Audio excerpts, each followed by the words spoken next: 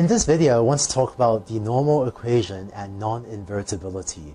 This is a somewhat more advanced concept, but it's something that I've often been asked about, and so I want to talk about here and address it here.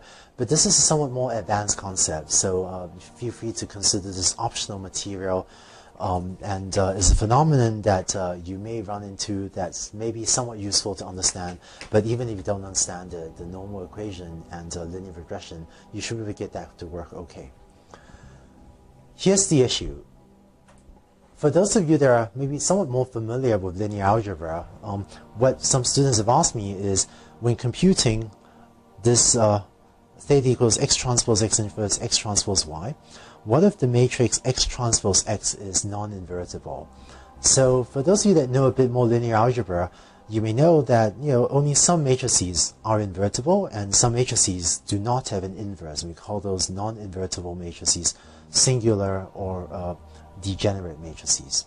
The issue or the problem of x transpose x being non-invertible should happen pretty rarely. And in Octave, if you implement this to compute theta, it turns out that this will actually do the right thing. I'm getting a little technical now, and I don't want to go into the details, but Octave has two functions for inverting matrices. One is called pinv, and the other is called inv. And the differences between these two are somewhat technical. One's called the pseudo-inverse, one's called the inverse.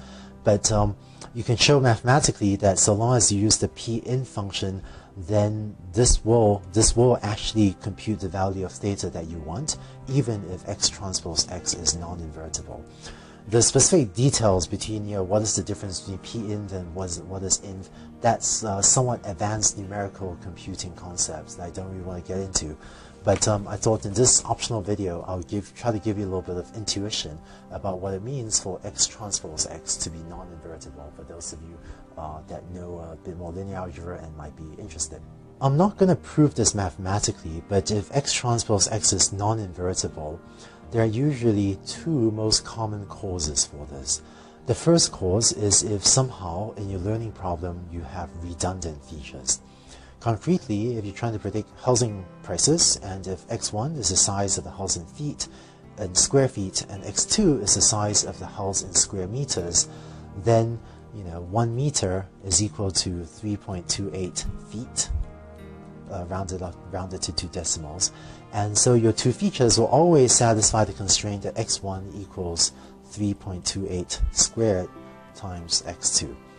And you can show, for those of you that are, this is somewhat advanced linear algebra now, but if you're an expert in linear algebra, you can actually show that if your two features are related via a linear equation like this, then the matrix x transpose x will be non-invertible.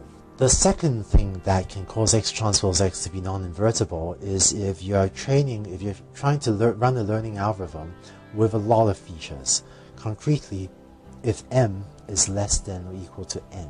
For example, if you imagine that you have m equals 10 training examples, but you have n equals 100 features, then you're trying to fit a parameter vector theta, which is n plus 1 dimensional, so it's 101 dimensional. You're trying to fit 101 parameters from just 10 training examples. And this turns out to sometimes work, but to not always be a good idea, because as we'll see later, you might not have enough data if you have only 10 examples to fit 100 or 101 parameters. We'll see later in this course why this might be too little data to fit this many parameters. But commonly what we do then, if m is less than n, is to see if we can either delete some features or to use a technique called regularization, which is something that we'll talk about later in this course as well, that will kind of let you fit a lot of parameters, use a lot of features, even if you have a relatively small training set. But this regularization will be a later topic in this course. But to summarize, if ever you find that x transpose x is singular, or alternatively you find it is non-invertible, what I would recommend you do is first look at your features and see if you have redundant features like this x1, x2, being linearly dependent or being a linear function of each other like so. And if you do have redundant features, and if you just delete one of these features, you really don't need both of these features. If you just delete one of these features, that would solve your non-invertibility problem. And so I would first think through my features and check if any are redundant, and if so, then keep deleting redundant features until they're no longer redundant. And if your features are not redundant, I would check if I might have too many features, and if that's the case, I would either delete some features if I can bear to use fewer features, or else I would consider using regularization, which is this topic that we'll talk about later. So that's it for the normal equation and what it means for if the matrix X transpose X is non-invertible. But this is a problem that you should run, that hopefully you run into pretty rarely. And if you just implement it in Octave using the Pin function, which is called the pseudo-inverse function. So if you use a different linear algebra library, it's called a pseudo-inverse. But that implementation should just do the right thing, even if X transpose X is non-invertible, which should happen pretty rarely anyway, so this should not be a problem for most implementations of linear regression.